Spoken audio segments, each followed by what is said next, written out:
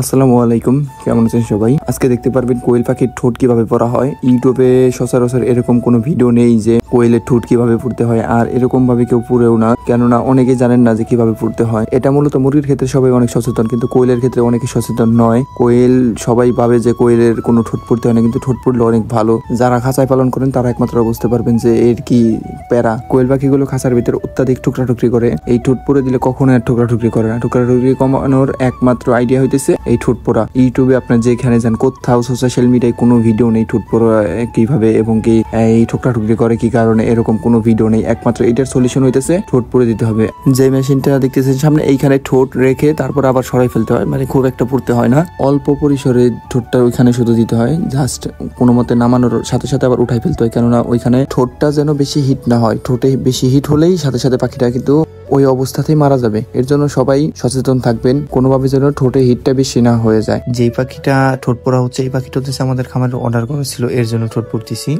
আপনাদের যাদের যে কোনো বয়সে পাখি লাগবে স্ক্রিনে দেওয়া নাম্বার যোগাযোগ করতে পারেন।